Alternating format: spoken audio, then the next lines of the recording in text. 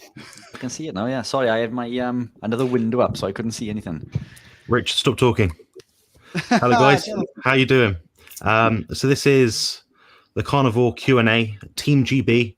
So everyone on this panel today is from the UK. I think we're actually all from either England or Wales. I think Richard's the outcast in this situation.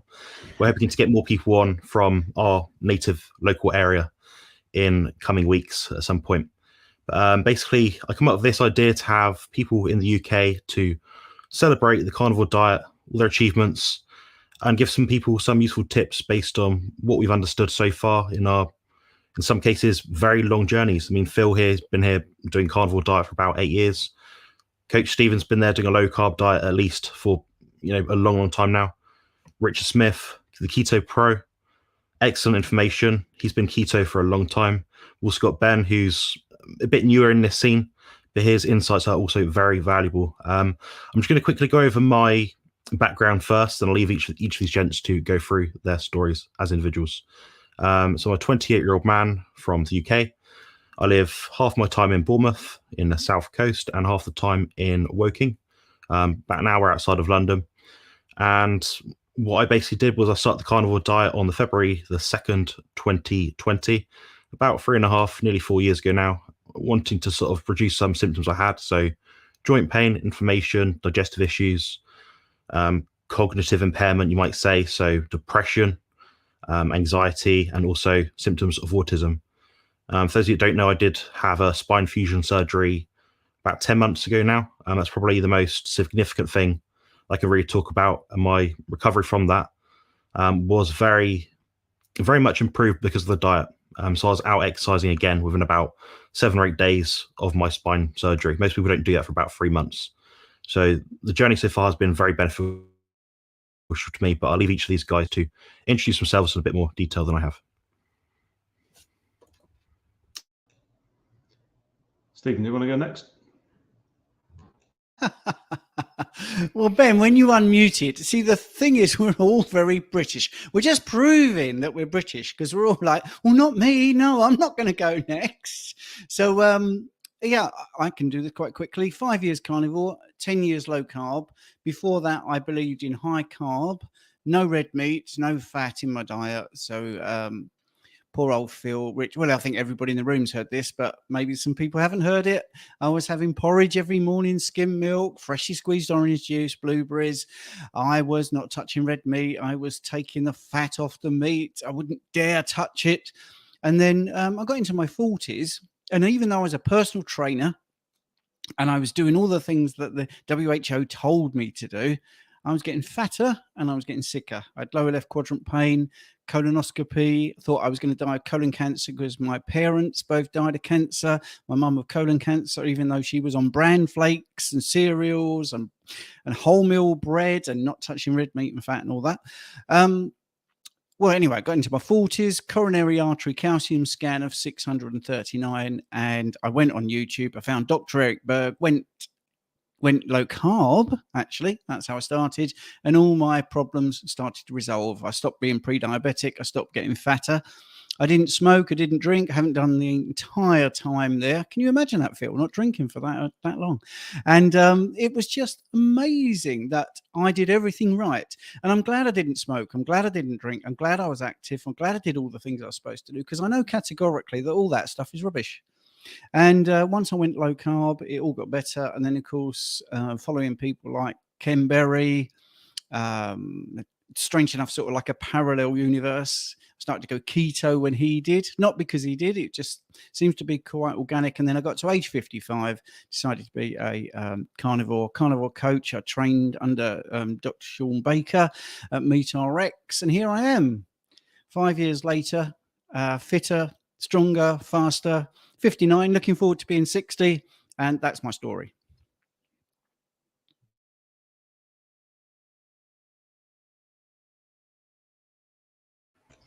Richard, you're up? Yeah. You're up, Richard.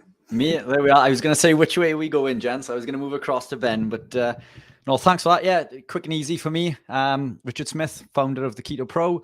In my mid to late 20s, I was clinically obese, type 2 diabetic, suffered with chronic fatigue, depression, anxiety, arthritic pains, daily debilitating migraines that would make me blind, all of which I was on a myriad of medication for. And in my mid to late 20s, I could barely walk up the stairs without stopping or being severely out of breath. And I was doing everything that we were told that we should be doing. I was eating from the Eat Well plate, the food pyramid. But the healthier that I seemed to try to become, the more ill that I became. I won't bore you with the boring long version, but I stumbled upon low carb and keto. And within a very short space of time, I managed to reverse my diabetes.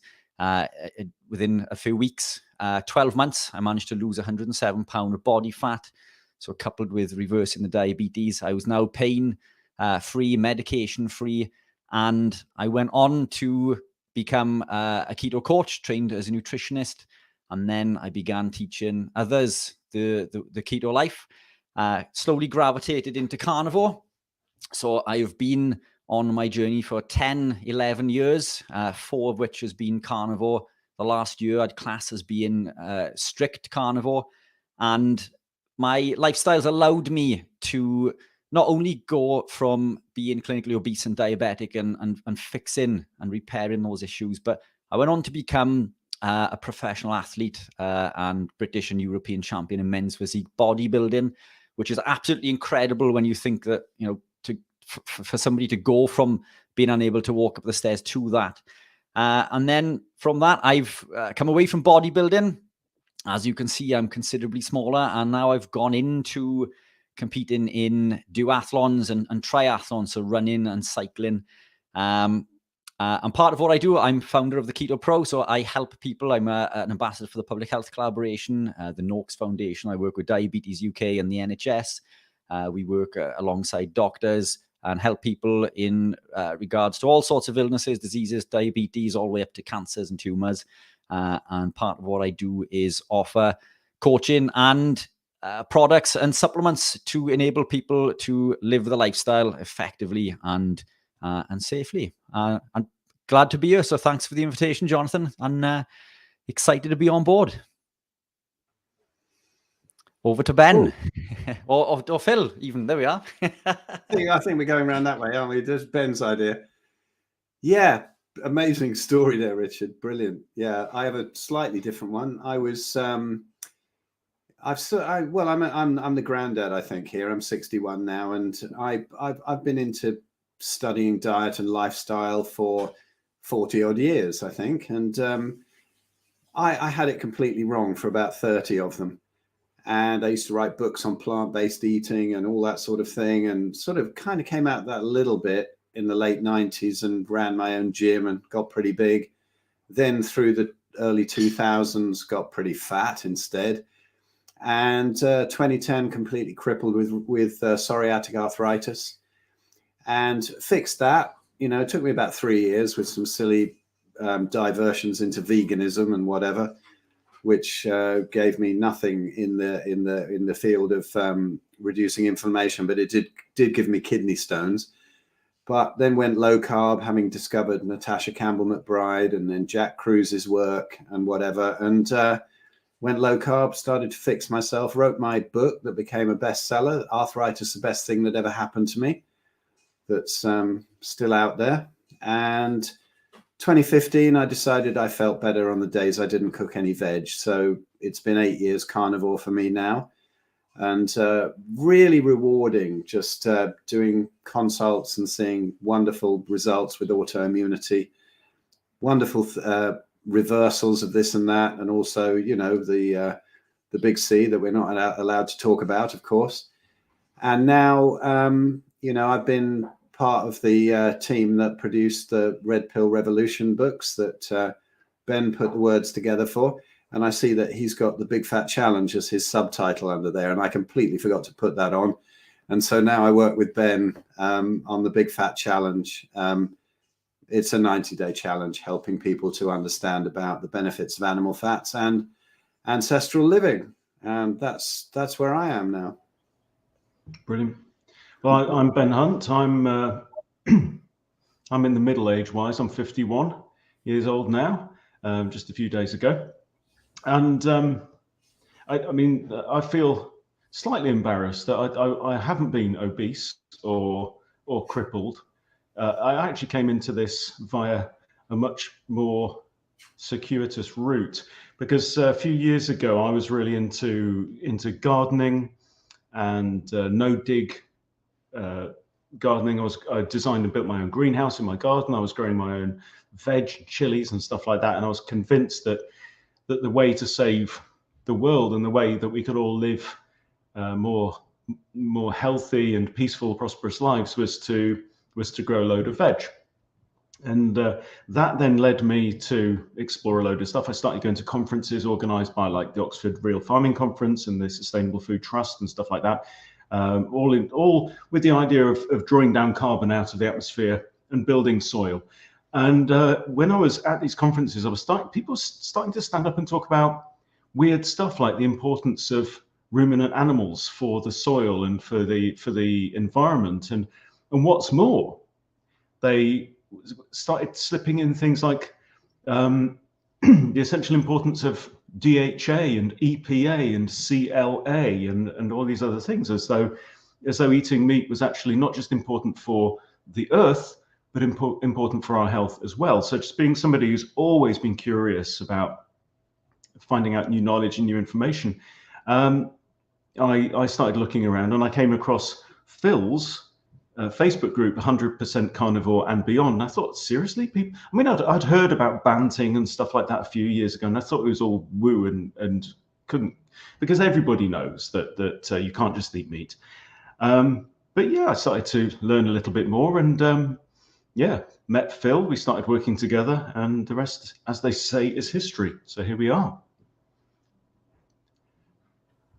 Yeah, that's great, Phil and Ben. It's that you did the Big Fat Challenge. I think that was one of the best things that I've seen online. Actually, I think it's really good, and I think people might be surprised that we're all quite happy to talk about each other's services. It's not a competition. That's the one thing that I think we all decided behind the scenes. If well, let's go through the people that have commented. You see, and what you'll find is that one person might like Ben, one person might like Phil, one person might like Jonathan, one person might like Richard, and then obviously 10 people might like me. So, you know, it's, I'm joking, by the way. You know, so it's good just to get everybody in the UK to be part of this. So I just want to quickly flash up the comments, and if anyone knows these people or how to pronounce that first name. I know Zbigniew. I've known him for a year now.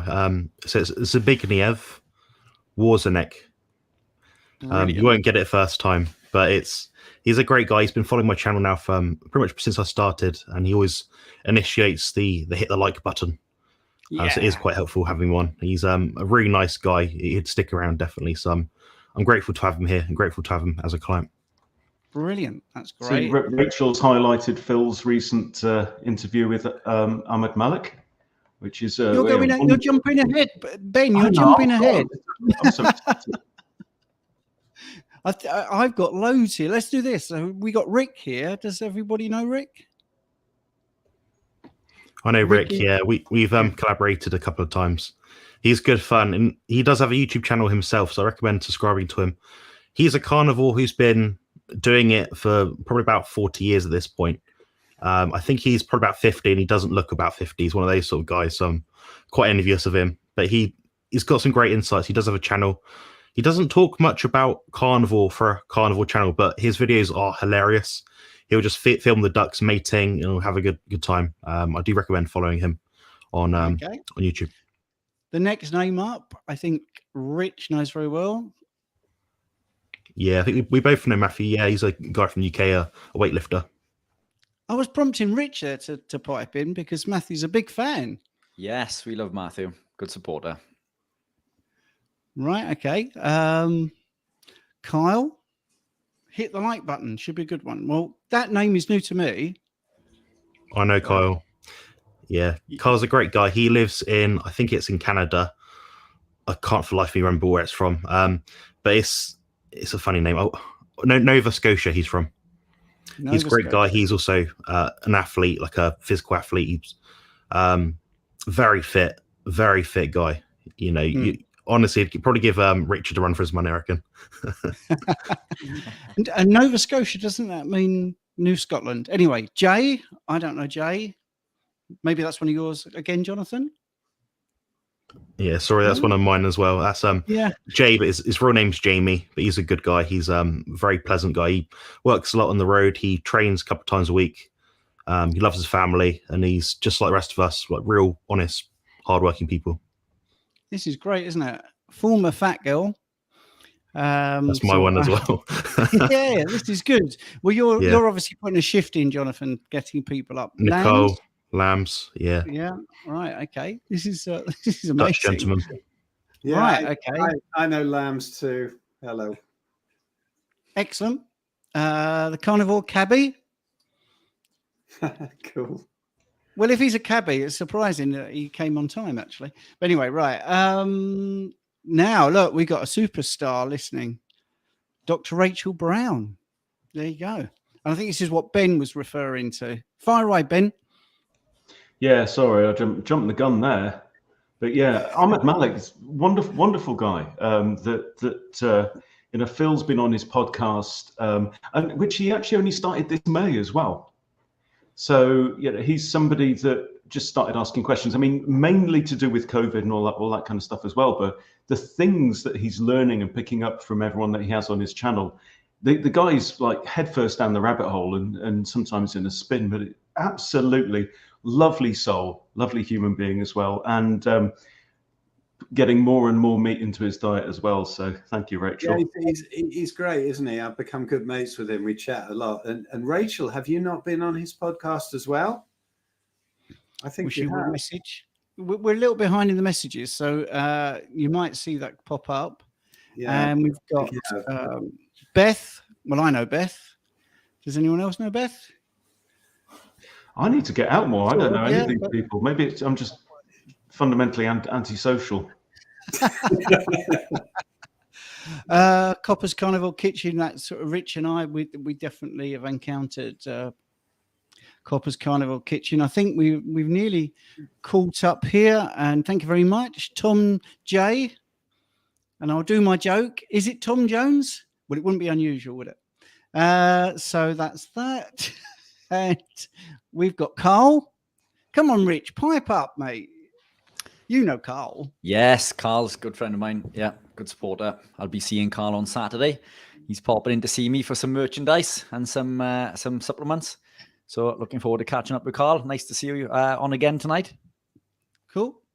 We might talk about supplements a little bit. Keto Mama. Meat, the only way to eat. And lots of meat emojis. Then we got Dr. Rachel Brown has said something. Ahmed is getting the truth out there. So many carnivores have been on.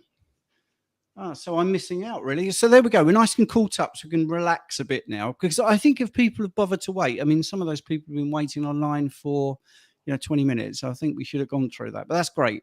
And thank you, Rachel, for checking in. Now, you're in the UK, and that screen is way too male for my liking. So, Rachel, we've got to get you on. If you'd like to be in this mix, that'd be great. Not right now, but I mean, we could do that next week, maybe. And I'm sure that's fine. I would imagine so anyway. Right. Definitely. There's a question here. There is from Unknown. Oh, that's another one I've seen. Above that. We do with this one first. Carnival Cabbie. Go on. Oh, he's got a question. Really? Oh, yeah. Brilliant. Sorry. Well done, Phil. Question. Left A&E yesterday with a vague diagnosis of gout. No blood done. Blamed carnivore diet. In agony. Others have said it's oxalate dumping. Any thoughts? I've got thoughts on that, but if anyone else wants to dive in. I'm sure we all have. Should we pass it over, first of all, to our gout sufferer here, Ben? Yeah. So I mean, Stephen, you and I have discussed this at length before as well on previous interviews, but yeah, I never got gout until I went high fat, low carb. And then I've had maybe 6 or 7 attacks of gout, and it is horrible. right? According to, I think Ken Berry says that women have told him that there are only 3 things worse than childbirth. And I think gout and kidney stones are 2 of them. I'm not sure what the 3rd one is. But yeah, it's absolutely horrible. And every time I get it, I think, how have I broken my foot? Because I can't put any weight on it and whatever. So yeah, very likely it is gout. Now, the traditional wisdom is that meat, because it has purines in it, and the purines compete for excretion by the kidneys with uric acid, and then the uric acid builds up, blah, blah, blah, blah, blah. It's absolutely not true. I'm convinced that isn't true. And you do mention oxalate dumping in your question. Now, Phil's interviewed Sally K. Norton about this as well, and I made sure that he asked her about that. So, yes, I am convinced that oxalates could very well form a part of this. So in the way that I understand it, so my gout issues always seem to have followed minor trauma to my feet, because it's always followed either playing rugby or refereeing rugby, running around in boots, and then just that slight, distortion of the foot joints causing local inflammation. And then because I was on high fat, low carb, and because oxalates store up over the years, and the more green leafy nonsense that you eat, your body just keeps storing it and never gets to excrete that stuff, which we normally would have done ancestrally over the winter time. You consume fruits with the sugars, the fructose, you might get some fat in your liver, you might get some deuterium and all that kind of stuff. And ancestrally, we'd have peed and breathed all that stuff out over the winter time, and we'd start the next year completely clean and detoxified. Now, if you are being a dutiful vegetable muncher, you're putting oxalates into your body every day, your tissues and even your bones will never really get a chance to excrete those oxalates again, because we're getting spinach flown in from all around the world, every day of the year. And so what I think it is, local inflammation with maybe a slight trauma, and then somehow the oxalate, because my body was then just dumping all the oxalates at once, because I was on that carnivore, there's so much oxalate going around that the oxalate seemed to be drawn to that inflammation. That's the way I think, because the inflammation tends to spread and then kind of stop spreading. So there are some very, very good videos out there. Rob Sivers has done one. Ken Berry has done one. Sean Baker has done one. Look up all of those on gout, and they all say the same thing, and that completely aligns with my experience. Give it a year or 2, and the attacks should stop, because your body has then just got rid of the oxalates. Okay. Now, it is obviously very, very painful and unpleasant to have. So what you could do as well is go on a very low oxalate diet rather than zero oxalate, because in zero oxalate, everything will go, okay, we're oxalate free. Everyone, and every cell independently starts dumping its oxalates. Okay. Now, if you have, for example, a square of dark chocolate each day, or a couple of cups of black tea, these are relatively high oxalate foods, but have them in small amounts to have a little bit of oxalate in your system. And that may then allow your body to get rid of the oxalates in a more timely and controlled manner. So that is my understanding about it so far. I don't think purines has got anything to do with it. But also, the other thing worth saying is every gout attack I've had has been after a week or so of drinking too much beer. Alcohol is known to be a trigger, and beer particularly so. So that's all I have to say on that. And I'm looking at the other people, that whether they're unmuting, ready to speak. But I would just want to say, former Fat Girl has put a brilliant thing here. Please be sure to put a Q in front when asking a question, so it sticks out in the chat. That would be really helpful for me. The other guys seem to have X-ray vision when I was chatting and finding the questions, but I think putting a Q in front is a great idea. Just on the phlebotomy side of things, the correlation, I know correlation and causation don't go together, but what I'm going to say is nothing to do with that, really. I had many people, I must have seen over 1,000 blood tests when I was doing the phlebotomy, and people with high uric acid didn't have gout, and some people with low uric acid did. So it's really pointless to say, oh, you've got high levels of uric acid, that's why you've got gout, because then you have to scratch your head and say, well, what about all the people that haven't? And I think when I was talking to Sean Baker about this, because he's got a phlebotomy background, I was very interested in the surgery, and he was saying that you could go into a joint that is painful and there would not be those sort of inflammatory markers actually within the joint, and yet there are healthy joints that have got them in. So I think, Ben, you're much more likely to be on the right line there with that.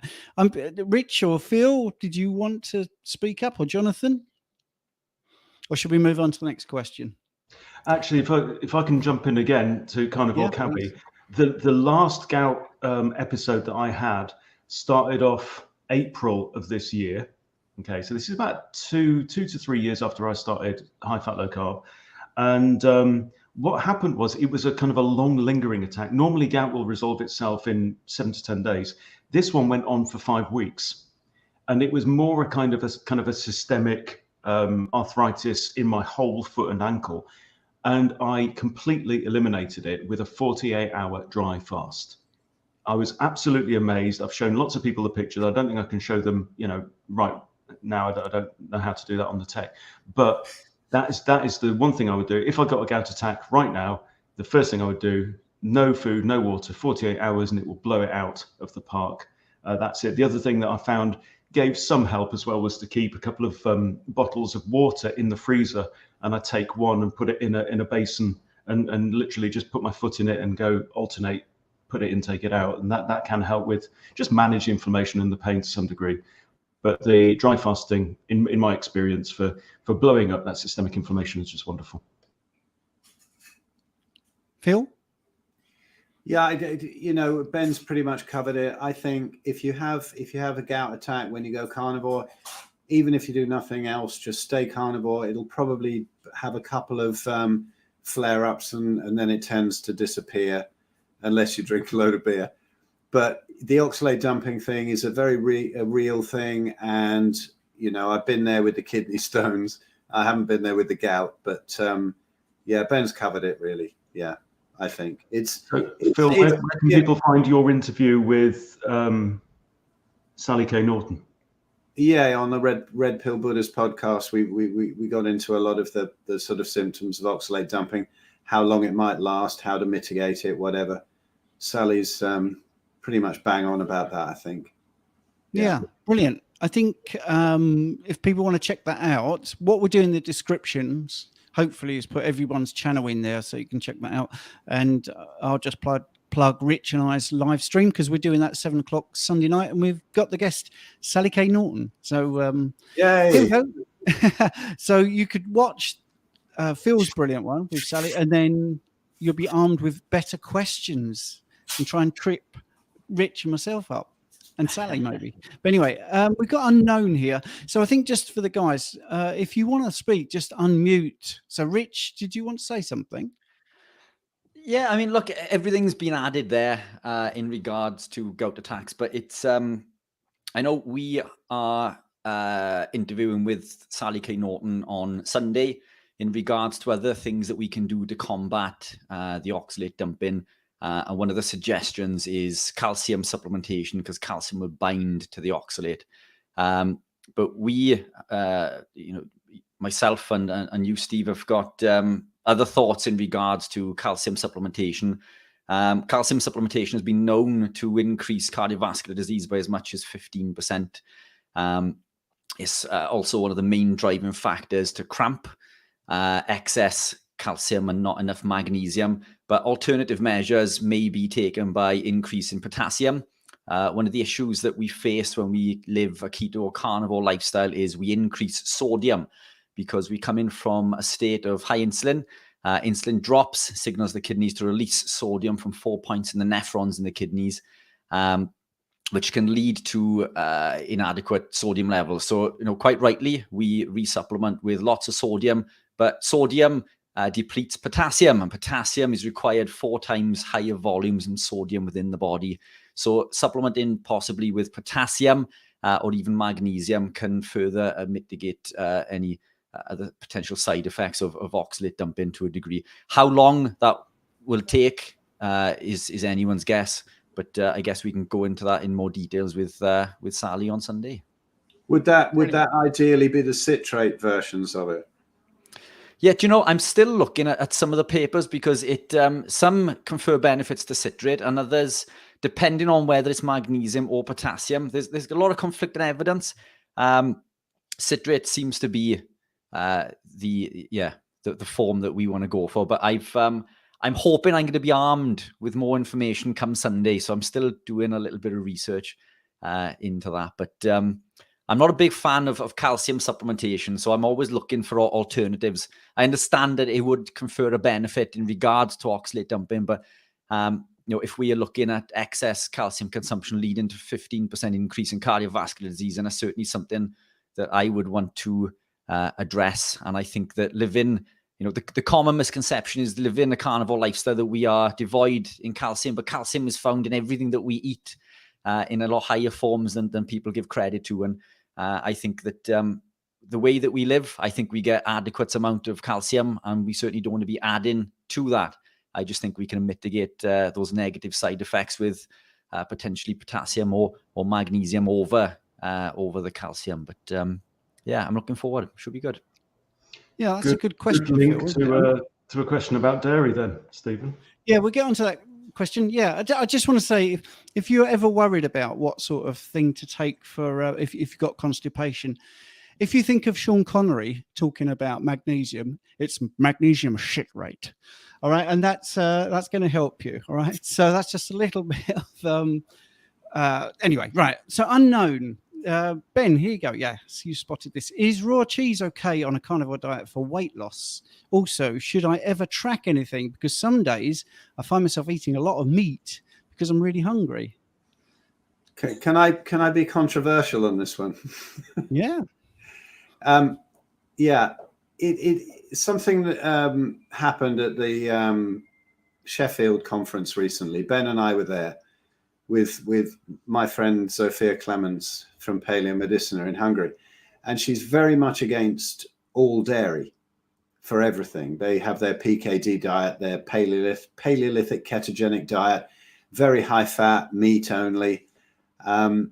For reversing everything, they're as strict about getting rid of dairy as they are about grains. Now, a lot of people who get into dairy and whatever say that raw dairy is really good stuff. Now, I don't know. I'm not 100% convinced. I know I do better without it, much better without it, and we don't need all the calcium from it, as Richard said. From supplementation or excess dairy, we don't really need it. But some people think that raw dairy is incredibly healthy. Now, this actually confirms my own personal experience and of my clients. Mostly, I speak to people with autoimmunity, and they don't do well on dairy. They have problems. If you're autoimmune, you generally have problems with all dairy, whether it's raw or not. But most people, they have a problem with dairy. That they react to it very quickly, like the lactose intolerance and whatever, because in pasteurized dairy, the lactase is damaged, which stops you, digesting the lactose. But at the same time, also the growth factors are damaged. Now, when Ben and I were walking around the Peak District with Sophia, and I've got a little video of it, and then a full podcast about it actually later, but a little video just saying, Sophia's just hit us with something saying that raw dairy is actually worse than pasteurized dairy, because although people get the immediate reaction from pasteurized dairy, the growth factors are more intact in the raw dairy. So you digest it better to start with, so you don't get such issues of lactose intolerance or whatever, or any sort of inflammation or whatever people feel from dairy, gut issues. But then down the line, those growth factors are more intact, and they contribute to unusual cell replication. Because, as Ben pointed out in our little chat with Sophia, milk is designed to make a small animal into a large animal. And past weaning, no species really eats dairy, drinks milk, especially of another species. So that's probably the one area I agree with vegans. People do great on raw dairy. If you want to do it, it's your own choice, absolutely fine. However, you're asking about weight loss here. I wanted to bring that point in about the unusual cell issues. I find that if I do my first 4 years carnivore, I ate basically meat and butter, and I was great. No joint pain, that all healed up, everything. But once I dropped the butter and went to tallow instead, a load of sinus issues cleared up and my abs popped out again. No exercise. And I think what we've seen, particularly on the Big Fat Challenge, particularly for women, if they're eating dairy and they have a weight loss stall, let's call it fat loss because we don't want to talk about bone density and muscle mass. You don't want to lose that. So fat loss stall on a carnivore diet, and they drop the dairy, quite often then the fat loss kicks in again. So I'd say that I don't know. It's all in the I don't know bin for me. But I think that raw dairy, there's a lot of evidence out there that it might be even worse than pasteurized dairy in the long run, not in the short term. And for fat loss, it's not ideal to eat too much dairy on carnivore. Yeah, I'd be inclined to agree as well. It's the casein in dairy is going to cause intestinal permeability in everyone, whether it's raw or not. And I know there's a big movement within the carnivore community in regards to A2 and raw milks and raw dairy products. But the casein will cause that intestinal permeability, and it's something I can attest to, as Phil said myself. When I began my ketogenic journey, I was making these spinach smoothies with black pepper and turmeric. But I felt amazing. But I felt amazing in spite of, not because of. I felt better because I'd cut out all the processed rubbish. And I was benefiting from my body producing and utilizing beta hydroxybutyrate and blocking NLRP3 inflammasome and helping fight inflammation and being having higher concentration and cognition. So I was healthier in spite of. So I was eating, lots of cheese and raw milk, and I felt the best that I'd ever felt. So I could have argued at the time that these products are fantastic because I felt so good. But when I removed them, I became even healthier and fitter again, and other ailments and aches and pains began to dissipate, and I improved even further. So it's all about where you want to be on that journey. I think it's we're all on this ladder. If being low carb sees a benefit, if that confers a benefit to you, and that's sustainable, then that's fantastic. If you want to be dirty keto, I mean, I'm all for anywhere that clients and customers can be sustainably, because I think that's the key for me, is keeping it sustainable.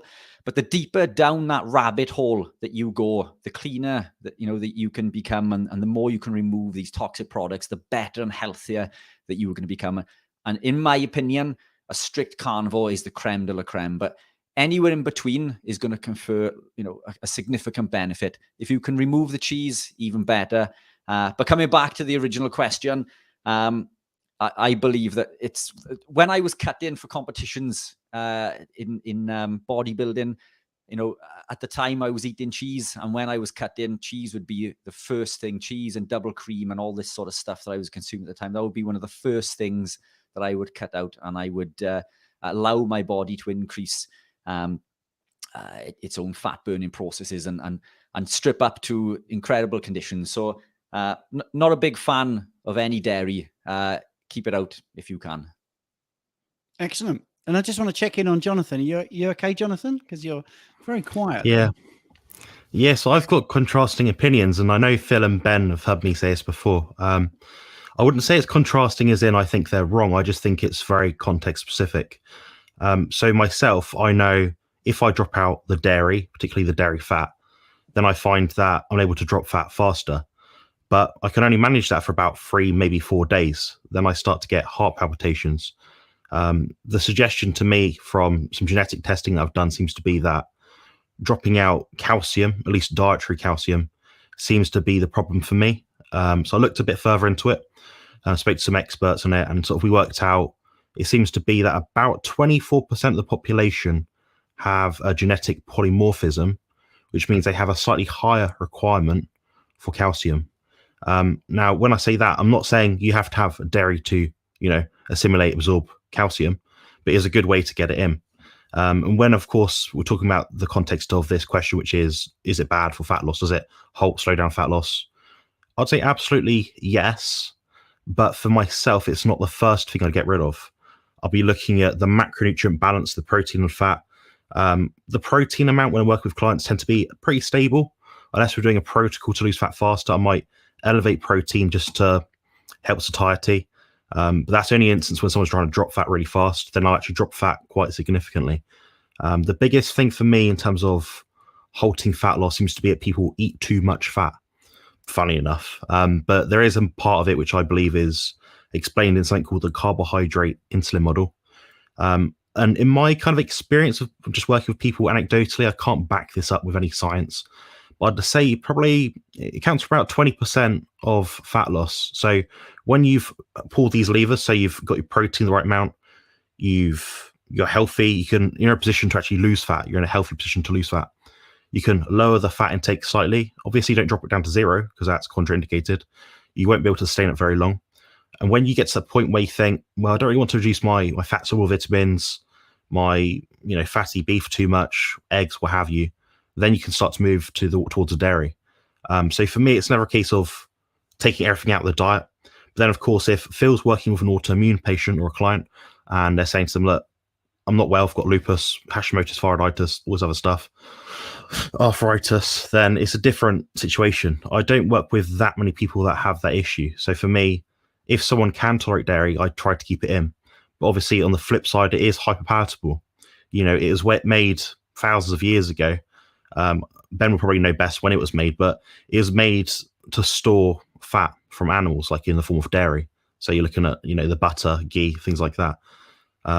That's essentially what it's there for. That's why it exists nowadays, to store extra fat. But for myself, I keep it in. Now, saying that, I think if I reduce my dairy intake gradually, then yeah, perhaps I would be able to alter my genetic makeup in a way that my expressions aren't quite as strong, so I wouldn't get strong heart palpitations.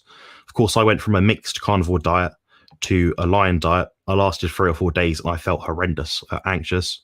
As soon as I added dairy back in, my macronutrient content was the same in terms of protein and fat, but getting rid of the dairy seemed to be the problem. I worked it out through a bit of a research. The dairy went back in first thing. Within 6 hours, I felt back to normal. So for me, it seemed to be impactful, but it's so context specific. So it's good to have different opinions and different experiences, because ultimately we all work with very different people. You see, you're quite young. I think maybe you probably needed to be weaned better. And I think maybe be sort of species specific. Maybe get out on the streets, pursue some nursing mothers with a breast pump, maybe a tenner. See if you can get something, and see what you can do within your own sort of species, and see if that improves things even further. Perhaps, yeah, I might be able to save some money as well if I can get it free off the teat. Yeah, exactly. Yeah, go for it. Yeah, absolutely. That's all I've got to say on that anyway. But yeah, yeah, exactly. I'm no stranger to it either. We're revealing our secrets here, but yeah. So sorry, I can never resist these daft interludes, but it's actually not that daft, is it? We are our own species. Let's see what happens with proper dairy consumption. Also the sugars in human breast milk are quite different to cow milk as well. We've got more like galactase, I think, in human breast milk, and not so much lactose as well. So probably more species appropriate. We've had this question on one of our Q&As before, and people said, are there different kind of diets that are more appropriate in different stages of life? And our answer is yes. Breast milk until you're weaned, and then it's meat. That's it. Yes, and it is that simple sometimes. But Jonathan hit the nail on the head there with the genetic element, because I think he mentioned the 24%. I did the 23. What is it? 23andMe or something. Anyway, the genetic testing, I can't remember. And I was trying to find my results because I looked that particular thing up, because I'm fine with that. But Harry Sopanos, who isn't British, so he can't be in the panel, but he is a brilliant guy. He's actually got the same thing as Jonathan, I think, where he has problems with calcium. So I'm going to go to the next question. Sorry, guys, someone's got to be the teacher. Someone's got to take control of this unruly mob. So it seems like it's me at the moment. So Jay, can supplementing with biotin help with skin issues due to excess protein intake? I can take that, or anyone else can take that. No one's unmuting. Go on, Jonathan. Yeah. Jamie, stop eating so much protein. He's a well-trained guy. He's athletic. He is muscular. But I think the issue is in the question itself. I'd reduce the excess protein. So if you find out, you've eliminated eggs, for example, eliminated dairy, the things that are often toxic or, should I say, seem to increase eczema, skin issues, psoriasis, get rid of that first, which I'm sure he has. Then start to reduce the actual protein intake. It could be that you're getting dry skin because of that. I do know a lot of people that end up really thirsty because they eat so much protein. Think every time you eat protein, you often add a bit of extra salt to it.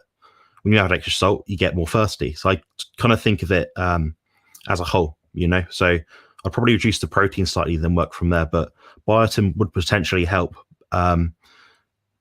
Personally, I wouldn't be able to say without an experiment, so without actually trying it out.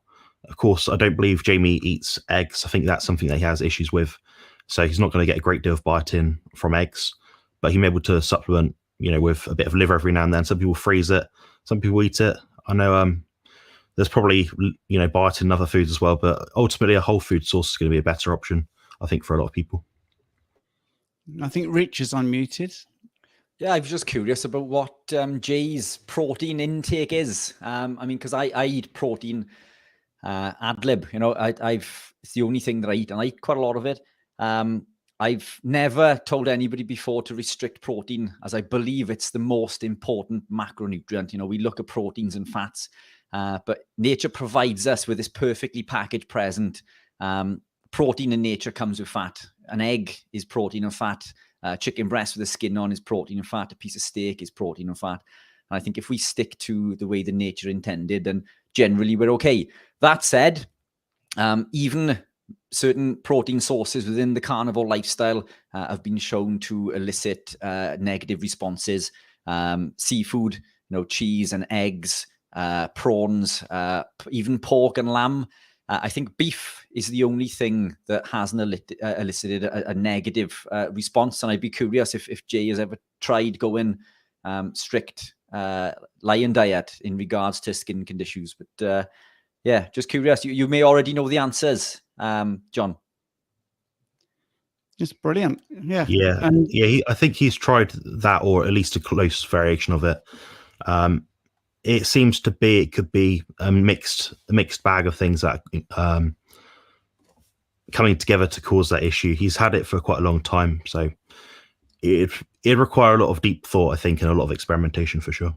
Yeah, definitely. I think skin issues are often very much tied to liver function as well, with the skin being sort of, after the lungs, the third organ of detox. If the liver's compromised a little bit, then you can get skin issues. We've seen, I know it's controversial, and I know liver flushing, and a lot of people say it's nonsense, but I've seen so many incredible results with it, particularly with skin issues when people get the liver cleaned out, if it even works by those pathways. Having done 60 of them or so myself and still not really understanding them, we have seen some amazing results. And it's the only little bit of woo-woo left from my vegan years, but it does seem to work. And anything that really helps the liver, which a carnivore diet really will in the long run anyway, clear the liver.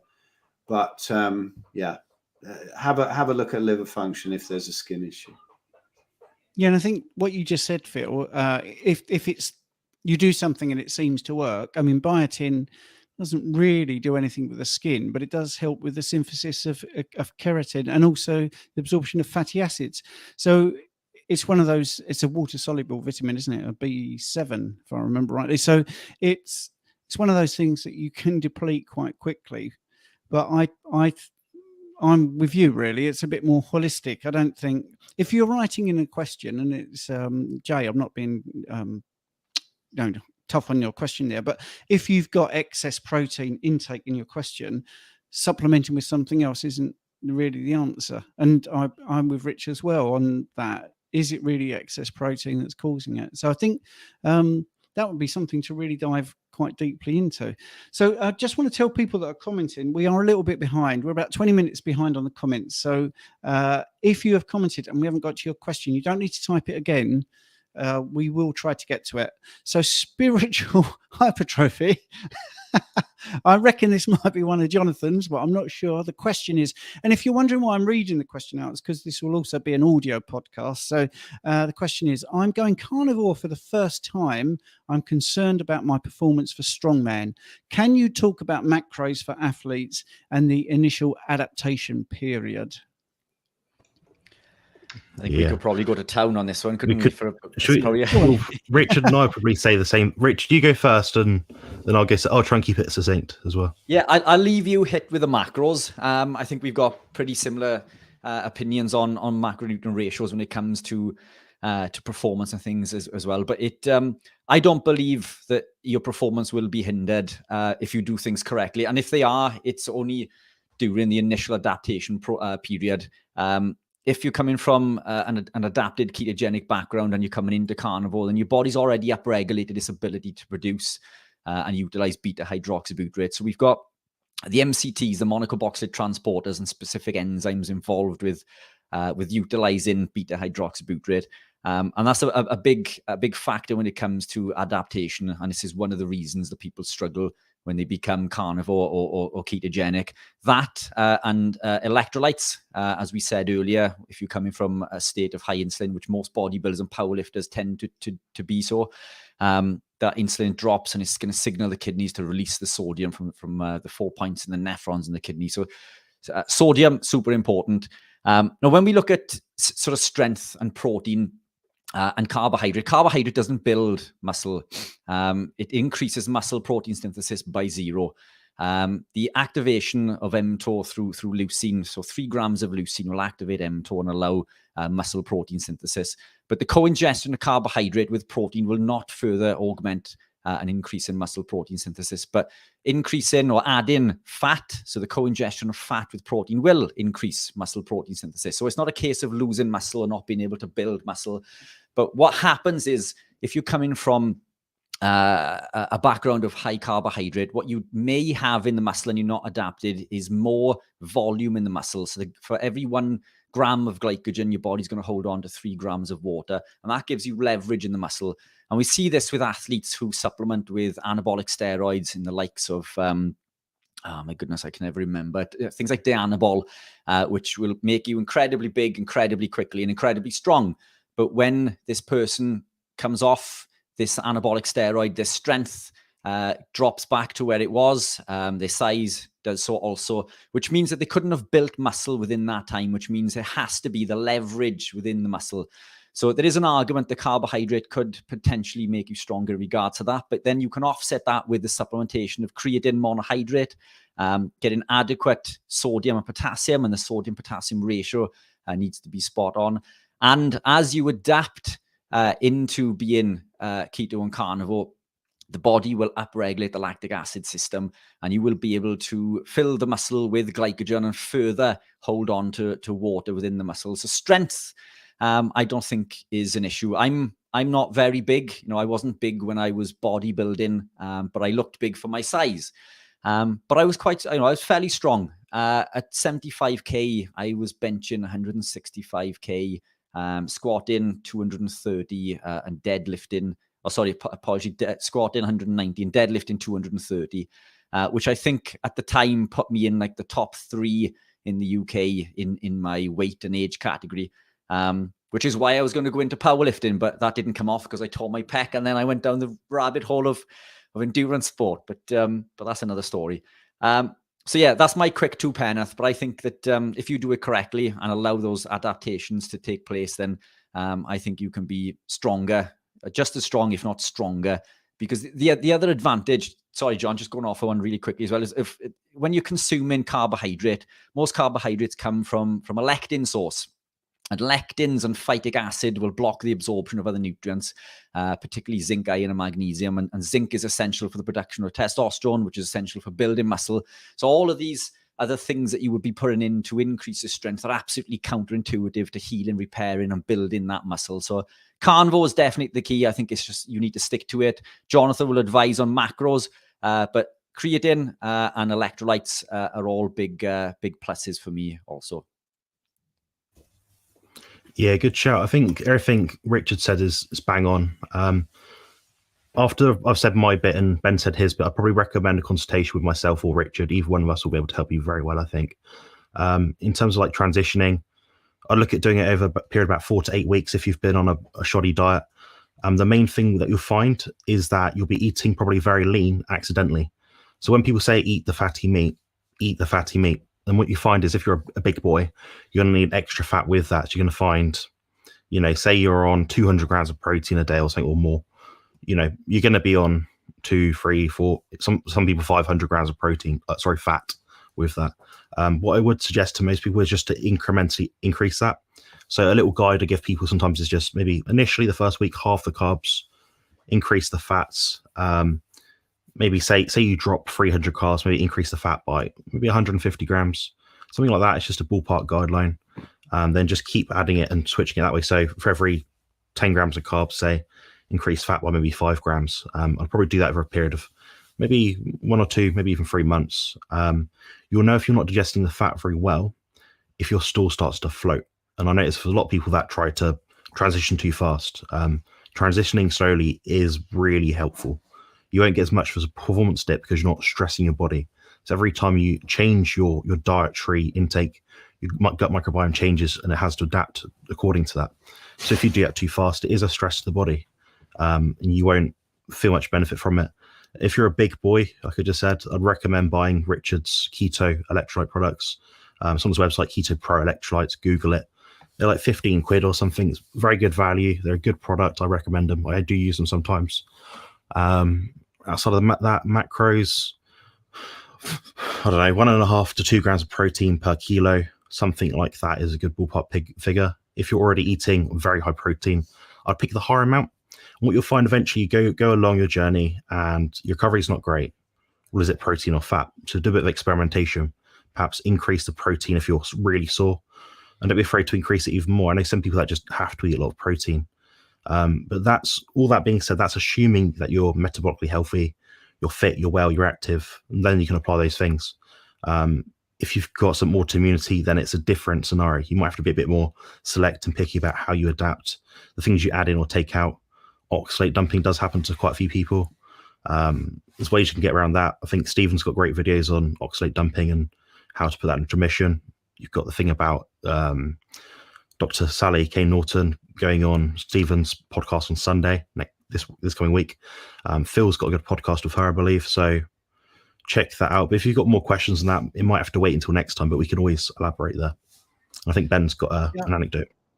Yeah. I mean, I'm really fascinated to know how carnivore can help with strongman training. I've been a strongman fan. I've never trained or competed that way. And I know, for example, I remember, being like an interview with Eddie Hall saying that after he won World's Strongest Man in 2017, his doctors and nutritionists and everyone said, you're kind of done. He knew that he wasn't going to try and train up to that level again because they simply said to him, your liver and your kidneys will not take that level of throughput of food and just processing all that. He says they'll pack in. But what's really interesting about this, so I'm going to just share a quick anecdote because I've been I'm doing some work with Dr. Anthony Chafee at the moment, and his story is really interesting because when he first went carnivore, he was studying at medical school in the US and he was training very, very hard at rugby, and then went on to play professionally in England as well. Now, when he was doing that training, he would do uni in the morning, go and do like 3.5 hours rugby training in the afternoon and evening, and then even hit the gym after that. And what he found was that it didn't matter how much and how hard he trained, he could his recovery was just almost instantaneous. And he even did a test in this, and he did the most insane leg session that he's ever done. And he actually says in his kind of story of his carnivore journey that he phoned up a friend and said, I've done something really stupid. I may not be able to walk for several days. But apparently the next day after this ridiculous leg session, he was absolutely fine. Just a little twinge when walking up the stairs, for example. So what I'm fascinated to know is if carnivore and being zero carb and zero plant can help your recovery and accelerate your recovery to that degree, how possible it may be, and I don't have an answer for this, how possible it may be for people training for strongman and for bodybuilding to do more intense abbreviated training, because the reason why these big guys are guzzling so much food is because it may be because they're simply overtraining, right? So whether you could get the same kind of gains and the same kind of results with shorter and more intense training and improved recovery. So I'd love to get your guys' view on that as well, whether that may be a possibility. Well, I was just chatting privately with Jonathan because we've got 6 questions. Can we get onto the questions, Ben, that people have posted, or do you want to? Because we were going to do an hour, and I'm thinking we'll do a bonus 15 minutes if everyone's up for that, because people have bothered to turn up and ask questions. Yeah, that's just a hypothesis. So, we can chew on that. We can talk about it anytime. Let's do a quick fire round. Let's do it. If you don't mind. I just think because we've told people that we've got this thing going on. Here's a quick one, which is really easy. It's going to be easy to respond to this one. George was adding weight and sharply stopped when they removed dairy and went meat only. So, yep, that's cool. So that's a nice comment. Thank you very much. This is also on the strength training. Linear progression re-strength training couldn't fit in previous comment. So, linear progression. Progressing fine. Started carnivore. Progress stopped. 2 weeks in, lost 2K. 6'5", 94 kilograms. I was doing 1K of meat and OMAD. Now doing 1.7K of just meat. Do I need to eat more? Anyone? To me, I don't know. I mean, I love the way that people kind of analyze this and figure out what's going on. But to me, I don't know. It's very simple. I think after a while, carnivore, your tastes refine so much. And if you trust the process, even like, today we thought maybe it's a good day for oysters. So we had oysters, might not have them for another month, or I need some liver today or something like that. And the same thing is with exertion, like I'm not really training at the moment. And yet at the weekend I played this gig and I had to travel a long way to it and then play the gig, stay up late. I was hungry. I ate late at night, which I don't normally do. And I don't normally eat eggs or pork. But in the morning, I just got up. I was so hungry. I went down to the hotel and had an absolute massive amount of egg yolks and bacon. And because my body craved it, and it usually doesn't till about midday. And so just listening to your body and even the fat and protein ratios, it's great to analyze all this, but I'm just some old hippie that goes on intuition. And it really is a skill that we've forgotten that needs to be brought out again, with all the analysis. What does your body say? What does it want? What does it want to do? And also the business of, dropping out dairy and then not being able to train so heavy. And maybe you've gone beyond your capacity. It's if you're competing and that's your livelihood, it's a different thing. If you want to get as big as possible. But if you're just going for health, does anybody really notice if you've got like half an inch extra on your biceps or something? Not really. They don't. You just want to get as healthy as you possibly can on your optimal ancestral diet.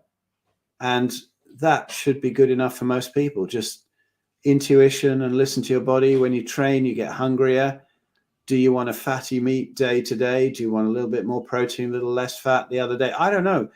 maybe it's because after 8 years, those signals are pretty easy to listen to. Whereas I understand that before that, most of the signals were towards eating as much kettle chips and Haagen-Dazs ice cream as I possibly could. But when you get rid of those signals, your body kind of tells you what you need, I think. Yeah, I was just looking in the messages there to see what's happened to Jonathan. So I think he's popping back in. So we'll put a question up why he's coming back in. And this is from Matthew. The only dairy I can tolerate without getting IBS, skin and mental health issues problems, only tolerate pasteurized cottage cheese and soft cheese. Is this likely a histamine or a lactose problem? Anyone? I should imagine it's the lactose if it's pasteurized, isn't it? But anybody else got any other thoughts? I don't know. The cottage cheese thing is weird. I mean, I haven't eaten it for years. Oddly, I just saw a tub of it turn up in the fridge today. The missus bought. I don't know why she wants to eat that. The last one she bought went bad and went in the bin. But I don't know. I look back at my old sort of vegetarian, sort of spiritual type diet, Indian food, and everybody used to chuck a load of cottage cheese on the top, and it definitely had a lot less of a reaction than cheese or double cream or anything like that. But I don't know why, actually. It's got me thinking here. I don't know why about cottage cheese, why it wouldn't have a reaction. I don't. But then again, does it have a reaction down the line? Again, with dairy, is this a something that builds up over the years? I don't know, but I do know people who can take cottage cheese and can't take other stuff. Yes, but I really don't know why. I'm not sure why it would be a histamine reaction. Although histamine is associated with a lot of dairy. When I eat dairy, I get hay fever. When I don't, I get none. That's it. I think it's the aging. I mean, I've got a video on my YouTube channel called "There's Something About Dairy." Do you like that little joke there? But anyway, and the processing of the different cheeses, how you arrive at these different cheeses depends on how much liquid is taken out, how many proteins are left in, how they're aged. So I would be very surprised if it was histamine, because histamine tends to be associated more with the aging of something. So everything that dies, plants, humans, whatever, anything living that dies immediately starts to produce histamine. And as it breaks down, as it ages, you get more and more histamine, which is why a 28-day hung steak can be a real no-no for someone, even though it's absolutely lush, because of histamine, just of histamines. So I think, look at the food and think, is this likely to be aged? And if it's aged, like an aged cheese, aged meat, then it's more than likely going to be histamine. And I think when you've ruled that out, then if you do a differential diagnosis, it's probably lactose. It could be something else. But I think I strongly recommend watching that video, because I literally just go through the process from milk to, as they take out more liquid, they take out more sugars, and it's what you end up with. It's really simple, and then you can identify what's causing you a problem. Right. I think this is a great question. Although we're focusing a bit too much possibly on dairy, I think it's a good one, because Lambs is saying, isn't raw dairy beneficial for fat-soluble vitamins, though, like K2 or MK4? Well, maybe it is, but at what cost, possibly? I just, again, for me, it's kind of simple. Other animals eat dairy past weaning? None. The Maasai seem to get away with it. Maybe they have some kind of genetic thing. Maybe it's that they do everything else right. They're out in the sun. They got their feet on the ground. They exercise. They don't have artificial light and EMFs. Maybe they'd be even more healthy if they just had the blood and meat and they didn't have the milk. I don't know. But it doesn't seem to do them much harm. But is it necessary? Well, if it was necessary, then the tribes that don't eat it would have died out, I'd say.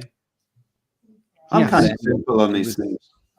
I think there was a study done, wasn't it, in the early 1900s, I think, where they tested the Maasai against the Akakuyu, who were a vegetarian tribe. And the Maasai were fitter and healthier on every metric bar one, which was intestinal permeability. And the only difference was that they were consuming the raw dairy, completely unpasteurized. So, it comes back to the point that we made earlier, isn't it? That all dairy causes that intestinal permeability. The raw may confer some benefit, whether it be short term and more detrimental, in the long term, but it does definitely cause that intestinal permeability. So I think it's there are other ways to get your fats in for your fat soluble vitamins. It doesn't have to come from your dairy. Right. There's a comment here that's caught my eye. Brick Gow in Texas. Howdy. If any of you guys there in the UK have carnivore stories that you think could help others, reach out to Kerry on his Homestead How YouTube channel. He's working on putting together a carnivore doc. Well, if you you've mean got putting together one, sort of like, Anthony Chaffee's arms, Sean Baker's legs. Is this some sort of a Frankenstein carnivore doc, or is that document or doctor? Documentary, mate. Documentary. Gotcha. I'm only messing. The voice of reason there from Ben. Well, firstly, he's not in my good books for two reasons, or that channel isn't, because one is they did a 24-hour live stream and said it was the first one ever, and it wasn't, because Rich and I did it, and everybody in this room was guests on it. Yeah. And we've had a couple of members point that out to them, and they've been banned from the channel for pointing it out. Yeah, so this is me actually angry, but in front of a camera angry. So I think that's awful. And I've also reached out to that channel to see if they'll come on, and they don't even reply. So you get onto them, Brick Gow in Texas, and say, you've upset the UK Carnivore, definitely, because they did the 24-hour live stream. There it is on YouTube. And then you said yours was the first. Right. So that's that out of the way.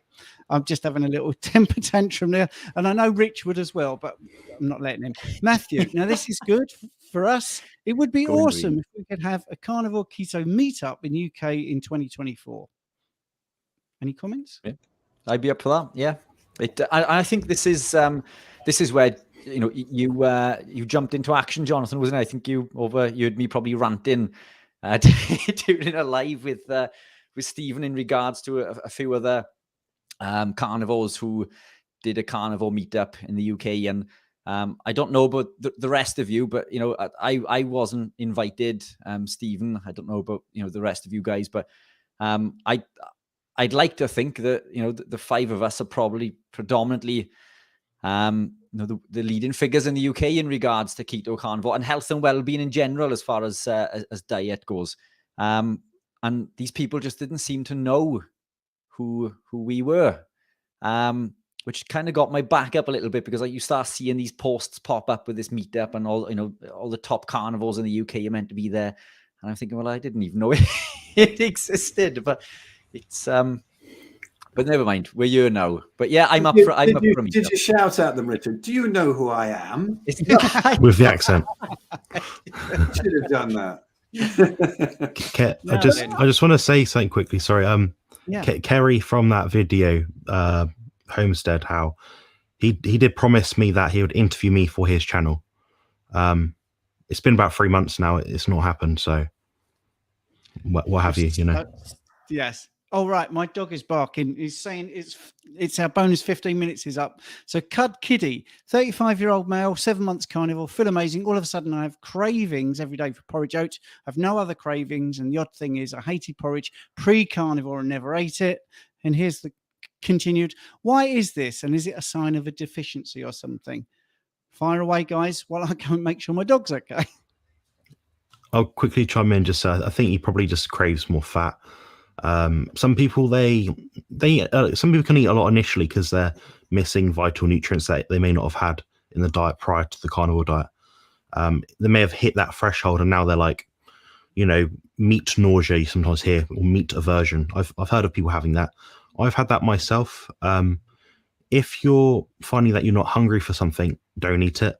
The thing is, the moment you put something else in because you think, well, I should be eating something, carbs are addictive, the dopamine hit, but long term, it's not a great way to go about it. You end up having to fight yourself harder every time you add those foods back in.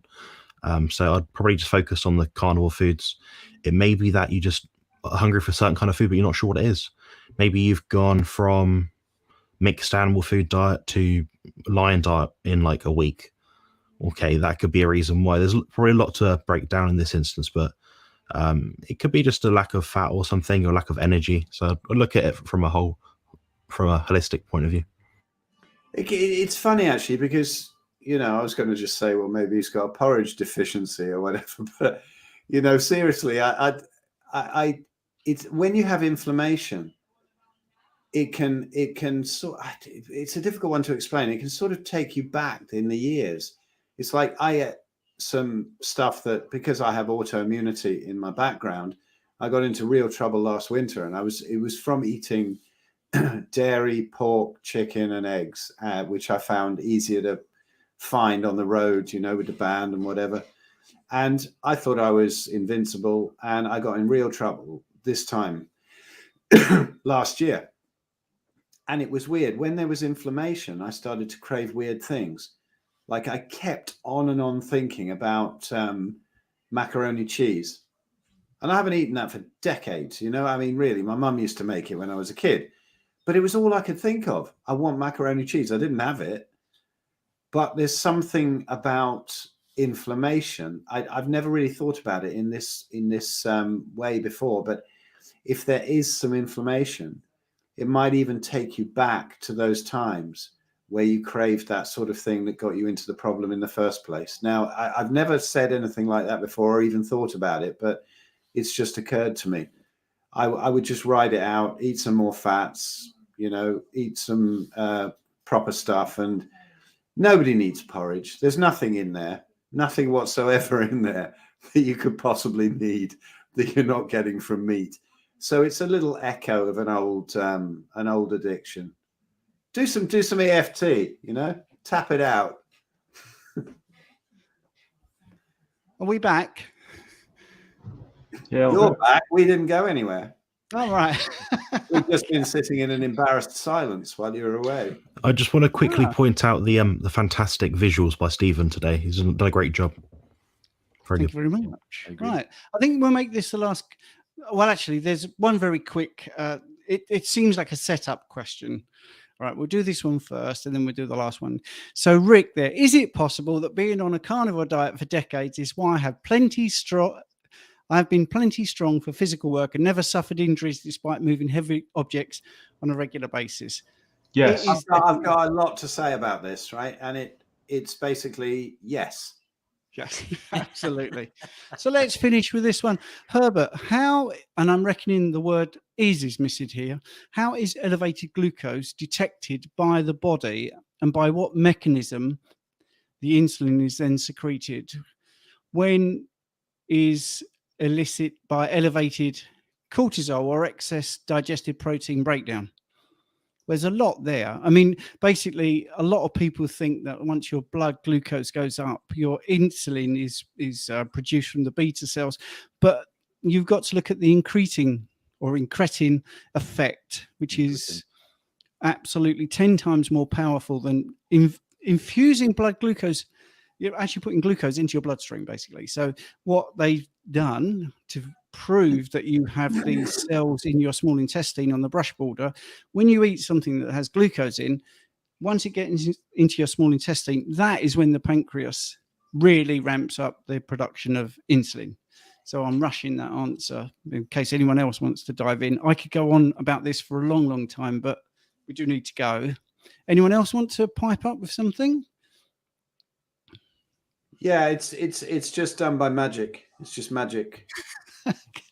Right, well, let's get rid of this. And Herbert, if you want a better answer with a bit more time, come on Sunday at 7 o'clock or anyone's channel and ask that question, actually. So how are we going to wrap this up, guys? I mean, should it be Jonathan, as it was his idea? I'll just quickly say thank you guys for contributing your time. I appreciate you guys do have your live things. You do have groups. Coach Stephen does have a live with Richard on, I believe, Sunday night. And I have a live on Monday night, which is Carnivore Muscle Ramblings. Ben and Phil both have a brilliant group. It's like they call it the Big Fat Tribe. So I'd recommend finding out about that on Phil's channel. Effectively, it's a whole library catalog of pretty much everything you need to do and read up on to understand the carnivore diet, how to get into it, all the ins and outs, a lot of ancestral stuff, the historical stuff, the stuff about the food guidelines. You know, it's really, really in depth. Honestly, if you joined that right now, you can pay a really affordable amount. I'd actually recommend joining that. It's great stuff. And then Rich has got his great website, which is Keto Pro, that sells good products, good quality.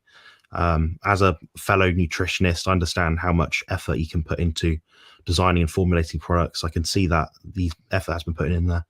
So I'd recommend checking that out as well.